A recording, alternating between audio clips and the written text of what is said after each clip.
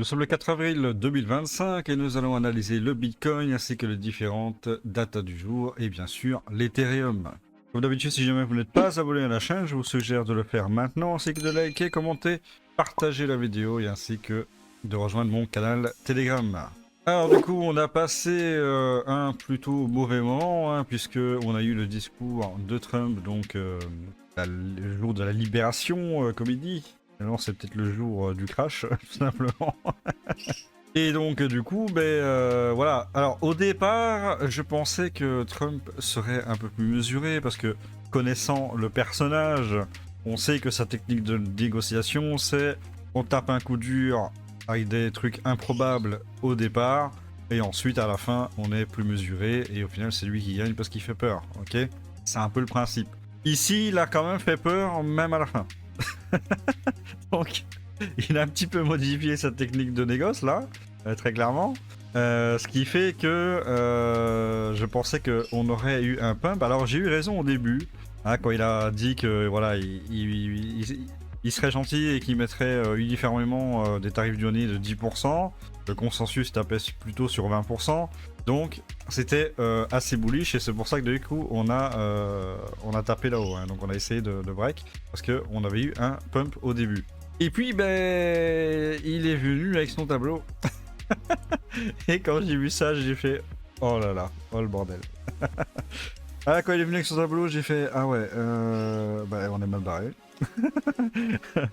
En fait, j'ai cru vraiment que la crypto allait plonger, Bitcoin moins 15, moins 20%, avec les altcoins qui font des moins 50, moins 60% encore et tout. Je fais, oh là, ça va être une catastrophe, ça va être horrible. Bah, finalement, pas tant que ça en fait. Quand on regarde le BTC, il nous a fait un 8%, ce qu'on a au final l'habitude de voir. Hein, ok. En plus là, bah, regarde ici, il a pris 9%, donc il prend 9%, il perd 8%. Finalement, ben ça va, hein. Ça aurait pu être pire en fait. Il tient le support ici, donc j'ai quand même l'impression qu'on sur les cryptos, on a quand même, voilà, hein, on a une pression vendeuse qui commence à bien s'essouffler. Hein. Faut quand même l'admettre, même si c'est chiant qu'on ait des baisses là tout le temps, mais au final, franchement, ça va. Ça aurait pu être pire, même sur les altcoins, ça va, ok. On a pris un petit carton, c'est vrai, mais franchement, je m'attendais à pire que ça. Et force est de constater que finalement, ben, ça va. Voilà. Restons optimistes. Alors maintenant, vous commencez à me connaître. Moi, je ne suis pas une girouette, donc je ne change pas d'état d'esprit, même par rapport à ces modifications-là, au niveau de la macro, ok. Et au niveau de Donald Trump qui fait un peu n'importe quoi, on est d'accord. Maintenant, pour moi, on n'est toujours pas en bear market. Il n'y a pas de signal qui me permettent de le penser. Donc on est toujours au-dessus de la neckline ici. Ça n'a pas bougé. On est toujours dans cette espèce de range qui a l'air de se faire ici. Hein. Je pensais qu'il serait là, mais non. C'est à peu près ici. Ok, donc on est toujours dans un range. Donc pour le moment, tout va bien. Il n'y a pas de stress pour le moment. Alors c'est chiant, d'accord, parce que bon, Trump aide pas. Hein. C'est le moins qu'on puisse dire. Il aide pas du tout. Mais je reste quand même optimiste. Comme je vous l'ai dit, moi je ne suis pas une girouette. Tant que mes niveaux clés ne sont pas break, donc la neckline ici, tant que c'est ça, c'est pas break, ça va. Je reste toujours sur mes convictions, on va aller chercher 280 000 sur Bitcoin. Voilà, donc ça, c'est une chose. Ensuite, bah ici, finalement, c'est une configuration pas si mal que ça. Hein. Allez, si on veut vraiment être optimiste, hein, vraiment très optimiste. Hop, hop, hop, hop. Voilà, je sais, je dis, on va les double bottom partout. Mais à un moment donné, quand on range, on est censé faire des patterns de retournement. Et donc, faire un double bottom ici, bah, finalement, pour l'instant, ça va. Il y a 2 jours, j'ai fait une vidéo, je vous ai dit, ça pourrait faire ça. Tac, tac, tac, tac, tac, boum. Ah ouais, parce que là, il y a plein de bougies d'incertitude ici, ok. Et là, hop, bump, dump, plein de bougies d'incertitude, bump, voilà. En plus, si on a des bonnes statistiques, parce qu'aujourd'hui, en plus, on va avoir une journée hyper importante. Hein. On ira voir la macro, je vous le dis, ça va être hyper important. En plus, on a le discours de Powell à 17h25, donc vraiment, ça va être hyper important. il faut qu'on ait des bonnes statistiques pour pouvoir repartir et que Powell soit rassurant dans son discours. Sinon, ça va être, là, ça va être plus compliqué, on va aller chercher plus bas. Mais tant que moi, c'est pas break ici, ça va, il n'y a pas de problème. Donc pour le Bitcoin, c'est très bien. Surtout que quand on voit le carton que se prend la bourse, on est quand même sur le Nasdaq à moins 6%, on est quand même sur le S&P 500 à moins 5%. Et des Nvidia qui prend des moins 7, des moins 8, voilà. Hein, donc, et plusieurs autres sociétés qui prennent aussi assez cher. Donc honnêtement, quand on voit l'état de la bourse actuelle, en crypto, ben, finalement on s'en sort pas trop mal. Alors pourquoi on s'en sort pas trop mal? Ben, tout simplement parce qu'on a déjà pricé la plus grosse partie, la majeure partie du problème, on l'a pricé déjà. D'où la baisse ici. Hein. Donc on a déjà pricé une grosse partie, voire la quasi-totalité des tarifs douaniers. Donc ça c'était déjà fait, ce qui n'était pas le cas pour la bourse. Donc la bourse forcément elle prend extrêmement cher. Nous, ben voilà, forcément on a pris une baisse parce qu'on est corrélé au S&P 500 et au Nasdaq, ok. Mais c'est une baisse qui reste mesurée, hein, ok. On aura été là-haut, si Trump avait fait son discours, on était là. Ici, là, je peux vous dire que là, on se prenait facile à moins 20, moins 30% sur le Bitcoin à ce moment-là. Ici, on a pris que 8% parce que le Bitcoin avait déjà pricé les tarifs douaniers depuis un petit moment. Ok, donc ça, c'est le point positif. Ok, donc pour moi, je pense que on n'est pas très loin d'un bottom au niveau du marché crypto. Alors, je pense pas que les altcoins ou même le Bitcoin ira beaucoup plus bas. Hein. Je ne pense pas qu'on ira chercher les 60 000, 50 000, etc. Voilà, pour moi, ce n'est pas possible pour le moment, donc je reste positif. Maintenant, on va attendre les chiffres de 14h30.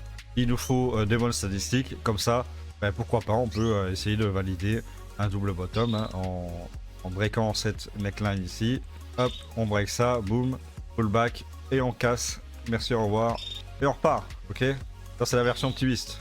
Après, voilà, ça peut tergiverser ici, ou même redescendre, hein, ça peut redescendre, chercher des liquidités ici, et puis hop, remonter direct et repartir. Okay, donc, ça, il n'y a pas de souci. Moi, tant qu'on ne brise pas, tant qu'on ne clôture pas en dessous de cette neckline là, tout va bien, même si c'est extrêmement chiant, je vous l'accorde.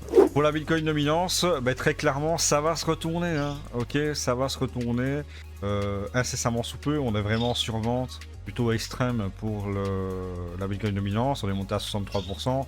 Ça va se retourner, ça c'est clair. Je pense qu'on ira rechercher les 62% ici, et un peu plus tard les 61, 37 ici. Ok, donc ça ne fait aucun doute là-dessus.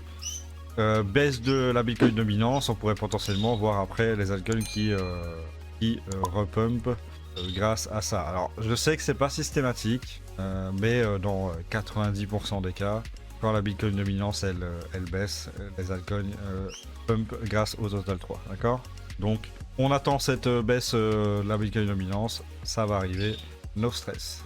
ETH, alors ETH, ben c'est pas si pire, hein, c'est pas si pire que ça non plus, hein. En plus, regardez, ça a l'air de former ici un petit double bottom, hein. Regardez, hop, tac, tac, tac, tac, un bottom ici, un bottom là.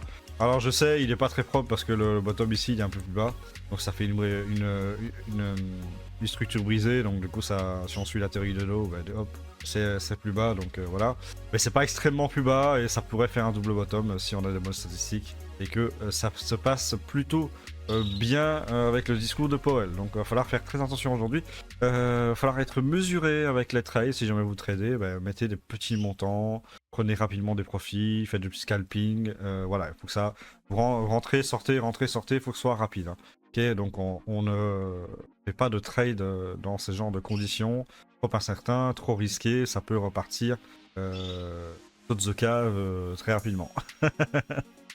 Donc ETH, bah, finalement, il est dans de bonnes dispositions. Voilà, même si... bah, ici, regardez, ce qui est génial, c'est que ici il a liquidé cette mèche-là. Il a liquidé la mèche-là, ici, avec celle-là. Donc c'est propre, c'est propre. Donc là, c'est magnifique pour ETH, il est prêt hein. Franchement, je vous le dis, hein, si on a de très bonnes statistiques et tout, et qu'on redevient bullish sur la macro géopolitique et tout, il est prêt à partir. ETH, il est prêt à partir, les gars. Moi, je vous le dis. Là, ce qu'il a fait ici, c'est propre. Hein. Il a nettoyé ici, impeccable. Pour le Total 3, voilà, pour moi, on a deux contacts ici. Un contact dans cette zone, un contact dans cette zone. Voilà, pour moi, je pense qu'ici, on est sur un range Au niveau de Total 3, donc on a pris ce bas de range, donc on a touché ce bas de range. Donc qu'est-ce qu'on fait quand on touche un bas de range?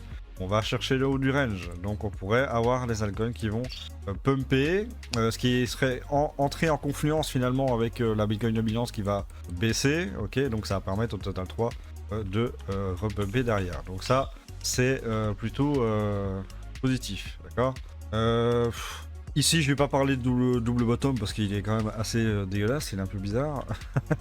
Mais on pourrait potentiellement voir quelque chose comme ça, pourquoi pas, par la suite.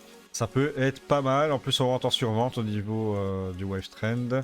On a le shop qui se recharge aussi, donc il pourrait se décharger à la hausse, ce serait plutôt sympathique. Et on a RSI vers 39, donc on a du jus pour hausser tranquille s'il faut. Pour le Fearing Index, nous sommes à 28, donc on a gagné 3 points par rapport à hier. Hier on était à 25, en extrême Fear, on est repassé en Fear, donc ouais. Moi je pense honnêtement, hein, on est pratiquement sur un bottom, hein, donc il n'y a pas de doute là-dessus, je pense qu'on est pratiquement sur un bottom. Ça devrait plutôt bien se passer. Donc oui, je reste optimiste. Comme je vous l'ai dit ici, il n'y a pas de girouette. Voilà, bon. Alors du coup au niveau de l'order book, qu'est-ce qui se passe? Voyons ça. Alors nous avons... alors je vais réduire totalement le bruit pour voir déjà comment ça se passe. Ah bah regardez, ici déjà on enlève pas mal de... Ouais, on a pas mal enlevé les ordres limites de vente qui étaient sur le chemin ici. Donc on a quasiment tout enlevé. Donc là maintenant on a l'air d'avoir le champ libre pour repartir. On a enlevé ici à 95 000. Donc ouais, c'est positif, hein. J'ai quand même bien l'impression que c'est pas mal. Ici à 72 500 on a remis 631 BTC. Là on avait mis 903 BTC à 71 000, ça a été enlevé. Là il reste 210 BTC à 80 000. Là on a l'air de soutenir le prix, hein. Regardez ici, hop. Là on a l'air de soutenir le prix ici. Non, ça a l'air positif, vu qu'on a enlevé tous les bitcoins qui avaient été posés ici pour empêcher le bitcoin de partir. Ben là...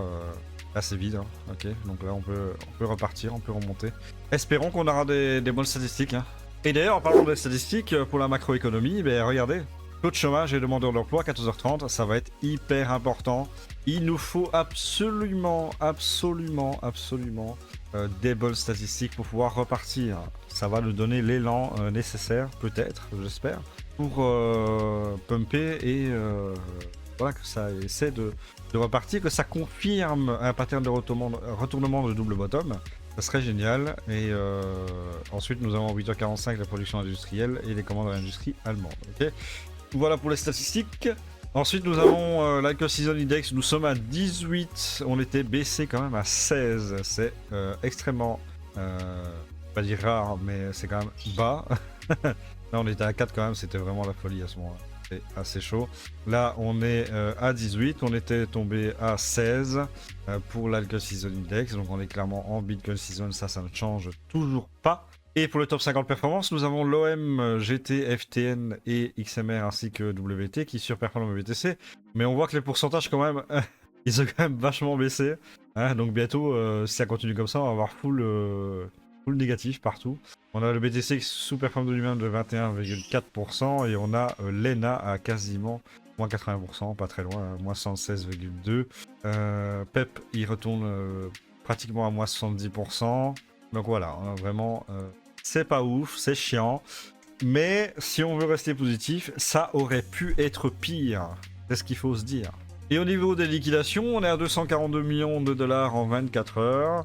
162 millions de dollars de long ont été liquidés pour 80 millions de shorts. Donc il y a deux fois plus de long que de shorts qui ont été liquidés.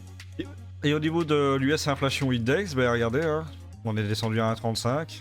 Sachant que on va avoir de bonnes statistiques, hein, d'accord. Pour l'inflation, on va avoir de bonnes statistiques parce que on a clôturé ici vers 1,76. Donc on est en dessous des 2%. On va avoir des statistiques positives pour l'inflation. Donc on sait que ça c'est acté, ça va être génial. Donc moi personnellement je vais initier des longues avant les statistiques. Mais bon, ça c'est... ensuite, au niveau du Bitcoin, on est monté à 28. Donc on a pris 3 points sur l'indice. recherche Bitcoin sur Google Trend et 3 points. Donc ça intéresse un petit peu plus les gens, voilà. 3 petits points en plus. Voilà, donc c'est tout ce que j'ai pour cette vidéo. Merci de l'avoir regardé. Tout ce qu'on pourra retenir en fait de ce crash, ben, ça aurait pu être pire. Ça aurait pu être pire. En plus ici, ben voilà, regardez sur le Total 3, on a RNG, on est en train de remonter. On touche le bas du canal. Généralement, on va chercher le haut du canal, espérons-le. Et pourquoi pas essayer d'aller chercher cette trendline ici, hein, cette trendline baissière sur le Total 3 ici. Hop, boum, pour aller chercher plus haut. Ok. Bon, sur ce, merci d'avoir regardé. Il faut tenir. Je sais que c'est compliqué, très compliqué, mais il faut tenir. Il faut tenir le cap, il faut tenir la baraque, comme on dit. Et bon courage à tous. On va en avoir besoin. Même moi, ça me saoule, faut pas croire. Hein. Je suis peut-être optimiste, mais voilà, ça me gave, hein, clairement. Mais c'est comme ça, il faut faire avec. On ne décide pas de ce qui se passe. C'est à nous de nous adapter. C'est pas au marché à s'adapter à nous. C'est à nous adapter. C'est à nous à être forts mentalement. C'est à nous à être résilients, à savoir être fort, tout simplement. Voilà. Allez, sur ce, merci à vous. Et on se retrouve pour une nouvelle vidéo. Je vous dis à la prochaine. Ciao.